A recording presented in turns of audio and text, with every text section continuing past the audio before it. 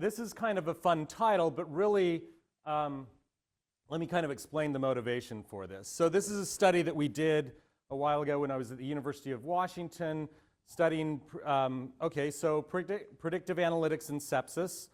What has been done in that space? And so we did kind of a systematic review looking at all of the data, and it turned out in this systematic review that 30 to 40% of all of the studies of this were basically using the same data set, the MIMIC data set from Beth Israel Deaconess in Boston, or variations of that MIMIC data set. So kind of fascinating, really interesting. This is like it's been there for a while. Number one, that you can take one data set from one institution and release that, and you increase the research productivity in a space by 30 to 40%. That's remarkable. The other remarkable thing is that we haven't done this anymore. We know of very few other examples of sharing of data beyond what was done for MIMIC. I'm pretty sure none of you were coming from an institution where you figured out also how to release your electronic health data records into the public, because there's a lot of disincentives for doing that. We've been going on more than 15 years of heavy disincentives for sharing those data. MIMIC, they did a lot of work in kind of manually figuring out a method for that. But since the HIPAA and HITECH in 2009 as part of the ARA, since those rules, we've been going on for a long time with disincentives for sharing data, and we've also started to discover that actually regular de-identified data are actually not a sufficient solution for doing analytics. So we need some broader availability of data so that we can advance healthcare data science, and especially now with the advances in AI, so we can participate in that. Because what we've seen is that healthcare data are actually, except for in spaces of genomics and imaging, are actually not used very much in the AI world, or as much as it should be. And so that's the challenge that we need to address. The solution that I'm going to present to you is synthetic data. Now, the studies that we're going to be talking about here were done with MD Clone, which is a commercial system that generates the synthetic data. Basically, it takes your data from your electronic health record and converts it into a data set that maintains the same statistical properties while removing the ability to identify individuals in it. And so now, what I would like to get us to is the question of like, well, how do we use this? But we're not there yet, because you don't know the answer to the first two questions, which is, does it work for privacy and does it work for actually analytics? Like, is this thing good enough? Now, give me 15 minutes and I'm hoping to get there. But my main point, the bulk of this talk, is actually going through 11 different studies that we've done trying to answer those two questions about synthetic data. Does it actually work analytically, and does it actually work in protecting patient privacy? Because if it doesn't do one of those, it's really not useful. Like, we can all generate a data set that's private and doesn't have any patient records in it, but if it doesn't help us to do any analytics in healthcare, that the conclusions we can draw are legitimate, it's useless. And we can all, if we have access to the data, start with a data set that may be analytically consistent, but if it leads to a breach in patient privacy, I mean, you're going to find yourself on the news on Friday afternoon when they release the information about the breach. Okay, so that's where we're going with this, and then at the very end, we're going to talk about what this means and how we can use it. So everything that I'm going to be talking about, and I'm going to be going into kind of rapidly with, I'm going to discuss 11 different studies here in 11 minutes. So it's going to go pretty quickly what I'm going to be doing, but just remember this is where I'm going. Okay, so first study was this analysis of, so we were doing a project at the beginning of COVID where we're sharing data across a bunch of different institutions, and the first thing is we're using this with synthetic data. Does it look the same as the real data? And so we published this paper, and we take the classic table 1, and yes, it does look similar. So it maintained generally the statistical properties after the synthetic algorithm of the original data. Well, that's really great, but we want to do more than just have the statistical properties. We'd actually like to do something with it. So the next one is we used a predictive model to predict whether someone was going to be admitted if they just have a positive COVID-19 test. Now we're actually using it analytically, and so we take the synthetic data and the and the regular data and compare them how well they did, and it turns out yes. So not only does it look the same, but it performs the same when we're actually applying AI and machine learning models to it. That's really great. Next thing we want to do is say, does it work with doing something that you couldn't do with regular de-identified data? So those of you who've been working with electronic health record data understand PHI, and the issue with PHI, protected health information, that one of the issues is that you cannot put dates in those data, which makes it really difficult. I mean, you can do so, and Mimic did a really good job of this, where they used date shifting, random date shifting across the dates and stuff like that, which is really cool. And then so an individual patient, at least it maintains the temporal consistency across that record. But if what you're trying to do is track an outbreak of an epidemic, which we were all doing in 2000 and 2001, then that doesn't work. You can't use the data for that because you can't use dates for it. So we tried to so synthetic data is the only solution that you have for a de-identified data set that could do this. And so we took that data and looked at, here you're seeing the synthetic data daily counts for COVID measures of the positive testing, and the moving average is the, okay, so if you're in the back, it looks even better because they look like the same line. But there's actually a blue line and a red line that has some minor separation.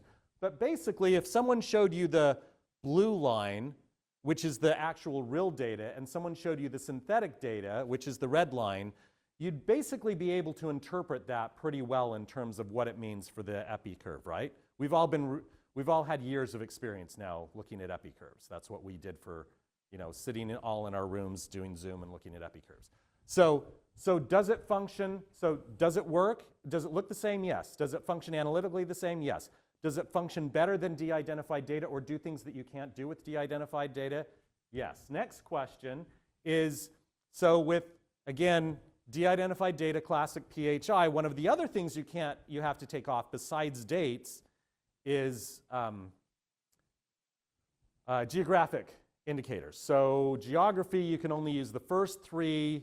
The simplest way to describe it is you can only use the first 3 digits of the zip code. So in the Houston area, how many people in Houston?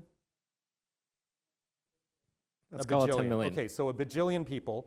And I'm going to guess you have either, if you do it by the first 3 digits, you've either got 2 or 3 regions at most. St. Louis, where I'm coming from, was 2. Seattle, where I was when we did this analysis, was also just 2. There's a bajillion people in Houston, so I'm sure it's 3. But even still, do you really have any geographic understanding of it if you divide the Houston population into thirds? Not really. And it didn't help us if we were trying, so initially during the COVID pandemic when we were trying to draw maps and watch the spread move geographically, that wouldn't have helped at all. So this is another place where we tried to do this analysis. And so what we looked is like, does it work where you're looking at small geographies down to the zip code, which you cannot do with just classically de-identified data. And so you're seeing, again, something very similar, like the curves look the same, especially the 7-day moving average. Gets a little bit of separation when we get lower numbers down, like there were fewer deaths, fortunately, than there were positive tests. But when we get down to there, you can see a little bit of the variation, even those in the back. But generally, you're seeing basically the same curvature here and the same directional information from this, okay? So this is all working really great. And then, like, what can you do from this? And I'm going to tell kind of an interesting story here, so as background of what we were trying to do. So one of the challenges with data is that you really can't learn from another institution. But we learned during COVID that it would have been really nice to learn from other institutions. When we were going through kind of some things in Seattle initially, I had people from all over the country asking me what the trends looked like. I had a good colleague contacting me from New York, telling me about the positivity rate that they had in their emergency department, which made it very clear that New York was facing a different type of pandemic than Seattle was at the time.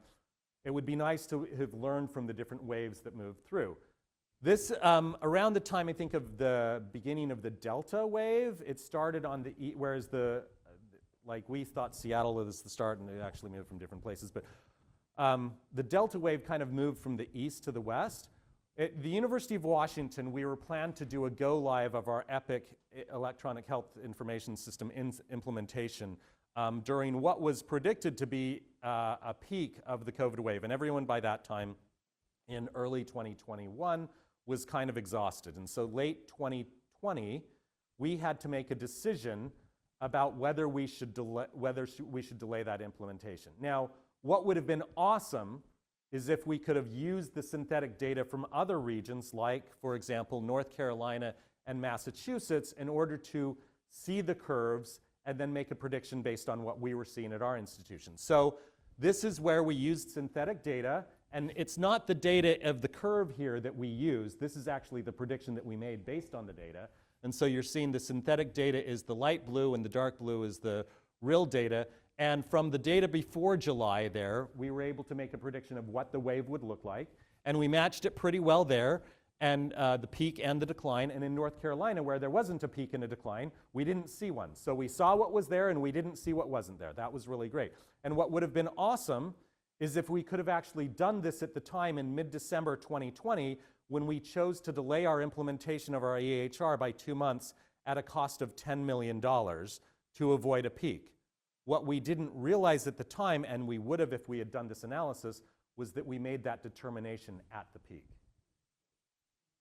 So 6 weeks later, which was our initially scheduled go live, we were actually down, and down even a little farther when we did the go live, but that $10 million, you know, comes and goes, right? Okay, so let's see. So I've talked about, does it look the same? Does it function the same? Does it do things better than you can with de-identified data sets in 2 ways? I already showed that. And could you use it then to do sharing of data where you learn from other people? That would be awesome. So analytically, this is actually really powerful stuff. And if it's not synthetic data, trust me, Massachusetts and North Carolina are not giving us their data. And that's because of privacy. But that's the other question that we have. Does it actually work to protect patient privacy? Now, if I was doing a really good, really cool presentation, at this point I would have Tom Cruise drop through the ceiling like Mission Impossible and show that he's trying to crack this. Because what I'm going to now do is our privacy validations that we did. And to do this, the reason I bring up Tom Cruise and Mission Impossible is because what we did was an adversarial attack. So we took, it wasn't just like, do the data look the same and can I recognize who there is?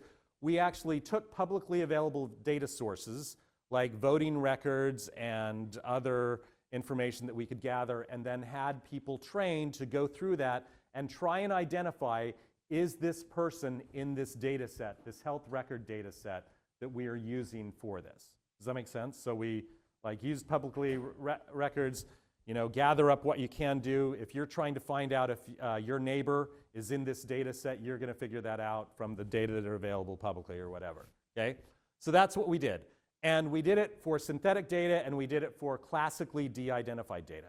There's an obvious reason why we didn't do it for non-de-identified data, because that wouldn't make sense. Like, you can pretty much tell from the birth date and a couple of other identifiers who it is, and like, you know, if you grab my name there, you can tell it's me. So in this, so we're doing this manually. So the people kind of reviewed this, and they looked at, like, is there a suspected match? Yes, I think it's this person. They basically would read through, here, I think this is this person. I think I found them. This is John Smith right over here.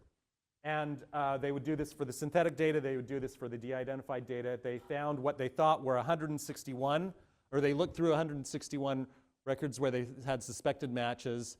And then we looked and saw how good they could do. And so they suspected for synthetic data 161 matches, which was about, they reviewed a lot more than that, like 800 records, and got those. But then out of that, for the synthetic data, there were only 2 of them that were actually matches. So 2 out of 161. That's pretty good, but it gets even better when I get to that. Whereas de-identified was only 5. Well, that's not a big statistic. Like, you can't really talk statistical significance with that. But what we can talk about is we ask them also, how confident are you that this record is in there? And, you know, some scale between 0 and 100. And what we found is that there was actually no relationship between their confidence and whether it was correct or not for the synthetic data. So just because you thought it was really the right person is in nowhere related of whether it is. And then, there's the possible attempt. So this is kind of the distribution of the confidence scores on it. the more confident they got, it actually did increase for the de-identified, but it didn't have any association for the synthetic. So just because you really think you're right doesn't mean you are. And that's kind of really powerful with the synthetic data, okay? So that's a great, can you break it? No. And then we tried to break it, like we did this with people, and then after you're doing this for a while, we have it doing with the, we automated that method with the computer and tried to figure it out. And basically, what that tells you with the synthetic column over there, that there's only 1 0, meaning the 5% you have fewer matches for it, whereas the de-identified data, classic de-identified data, it's a lot more likely that you can see, oh yes, it's this one person and I'm more confident about that. So that when we automated it, we kind of found the similar results. So it's doing pretty well at this point. Now, what do we want to really do with synthetic data? Because if we're kind of, let's suppose that I'm doing a public health study here, and I want to merge data from the electronic health record along with maybe social services records and maybe with even incarceration records to really kind of address, health justice and all of these biases that occur. Now, if I'm going to do that, I've got to merge these data sets together. But if I've merged these data sets together and you have a breach, here's the problem. Then I have a breach. Because healthcare data has what is called a fingerprint. Let me give you an example of what that means. If you have a Chem7, that is most common lab test that you have when you're in the hospital, it has 7 values, scores like potassium, potassium, blood, hemoglobin, all these things. And they're a continuous value. And so we looked at this was when I was at Columbia University. So we looked across 300,000 Chem7 tests that were done in 1 year. How many of those were non-unique, do you think, out of 300,000? How many of those do you think that there is another one that matched it exactly, all 7 values? Out of 300,000. 50? That is really close. 6. Okay? So 99.99, like that, a Chem7 is better than a fingerprint in terms of identifying the individual. If I have a Chem7 at an institution and I have the year, I can tell what record that is just by querying those values very easily. And that's the most commonly done lab test. You start to do with less common things, it gets even easier, and that's just one lab test. So data have a fingerprint. And that's the problem, is that if we're sharing data and merging it together, and then later on you have a breach, then I have a breach.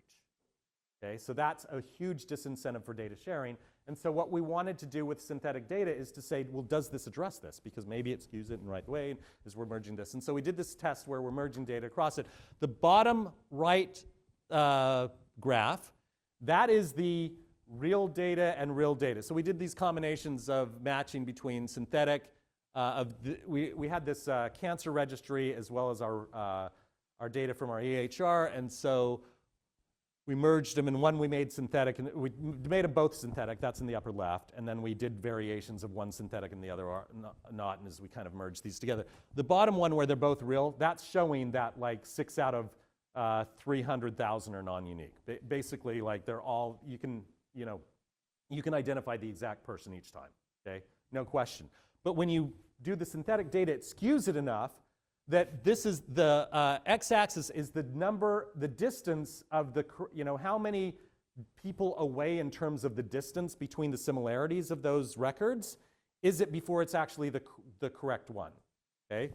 So you're seeing a distance there of like 5 people. So again, oh, I think it's you, but you really don't. You have like a 20% chance of thinking it's you. And so if someone comes up to me and says, aha, I think I found your record, like, and they're like, I'm 20% sure, I'm just like, whatever, haha, I'll go, I don't know what I do at that point, but I laugh. Okay, so we can actually now show that if we merge this data, we don't carry on that issue of the fingerprinting, which is huge. So now we have this answer to this opportunity to share data, which is really big. And then the last thing we did, we just kind of thought, so let's pretend we didn't do all of that other stuff. Let's pretend we didn't just show that it actually does protect the privacy, that it even protects the privacy under linking, let's pretend that someone actually got it right and they did guess it was you. But remember, the synthetic data, it's skewing the data slightly. Did they really gain anything?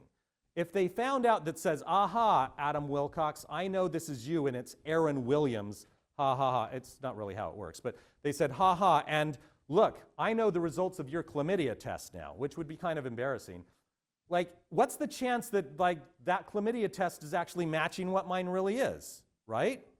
So that's what we're trying to see. Like, do you actually gain any information on an individual level when you're doing it? Now, we've already shown that you gain information because you can use it analytically. We showed that in the first part, but do you actually at an individual level gain any information? So we're looking at this and trying to see if the information is gained. And so here's what we found. So for most people, let me see, you told me where the laser, oh, I found it. So for most people, which is along here in the main quartiles, so we looked at something relatively common that might be related to some social concern about having that released, which was depression. And most of the time when it said what the depression, it only had like a 20% chance of actually matching the real value of whether someone had depression or not. When you got to people that were really kind of rare in the population, it started to skew it where it reached over 60% and even over 100%, or over 80%, not over 100%, over 80%. But those were people that were, number one, rare, and number two, could be identified by their uniqueness in the population. So you can actually censor them out. Okay? So even if everything I told you about privacy didn't work, you still, for the most part, aren't gaining any information. So again, going back to the example of a chlamydia test, and please no one go and say, oh, he told us about his own chlamydia test. No, I told you about Aaron Williams. So if you said that you've got the results of that, chances are you really don't have that. You have no confidence to make that accusation for me, okay? So, last slide.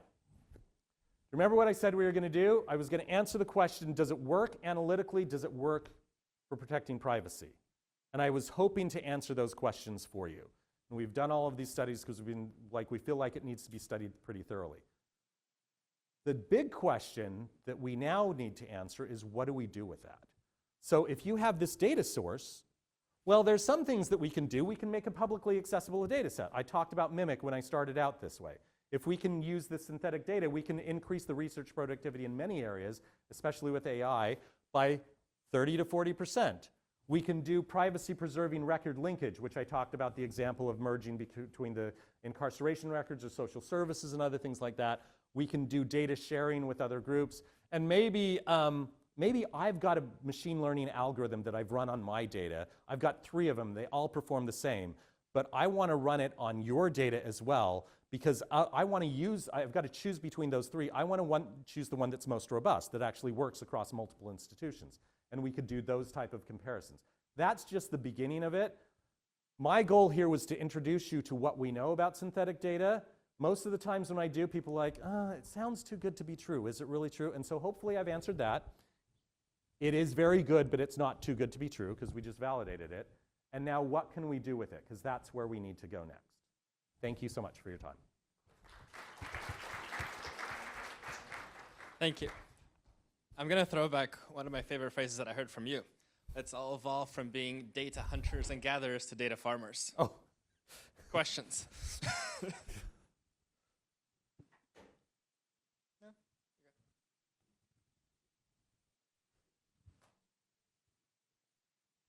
Really, really interesting talk. My question is, so we've also gotten some feedback that maybe even for some of our smaller data sets that we should use some synthetic data to make it more even. So I wanted to know if you think what are the thresholds that this can be used for? Is it like if you already have a whole bunch of data and you kind of can easily make the synthetic data to kind of match the trends? Or yeah, just what are the limitations? Yeah, so that's a great question, and I'm going to answer it by saying, first of all, I don't know, because it kind of depends on the data set. What we validated here, we validated MD-clone as the algorithm. If you're using that, I think we've shown that it does do the privacy preserving and stuff like that. And at some small scales, it will actually censor it out and stuff like that. But we've demonstrated, at least for the data sets that we had, MD-clone works for this. If you wanted to generate your own synthetic algorithm, we can't help you in terms of the results here, but we can help you in terms of the methods. If you had your own synthetic algorithm and you wanted to validate, these are, I think, the important questions that you need to answer, and we've shown that. So you could at least use those methods. But we had, like we were at Washington University, we're a client with MD Clone. We had no reason to go and develop our own. In some sense, like, and I'm not advocating that because, like, is that what we should be really doing in health data science right now? Oh, we've got an answer to that. Well, since we're scientists, we say, let's go create 7 more answers to that rather than using it. I'd like to advocate the use of it rather than that. But if you were doing it yourself, at least we've defined the methods for validation of does it work. Thank you very much. I think for, okay, all right. Everyone can hunt them down here. I can and then stay here. there's if a people poster want to session. leave. Yeah. Talk to him later. Yeah. Yeah, so is there an international standard for de-identification of data? Is there a national standard for International. International? No. There is a national standard which is under Safe Harbor, which is if you remove these identifiers, those 18 identifiers, then you, and actually it's not, it doesn't say it's de-identified, it just says you can't be sued for it, okay? That's the Safe Harbor aspect of it. We know it's not fully de-identified because we know the issue of the data fingerprinting, but there hasn't been one.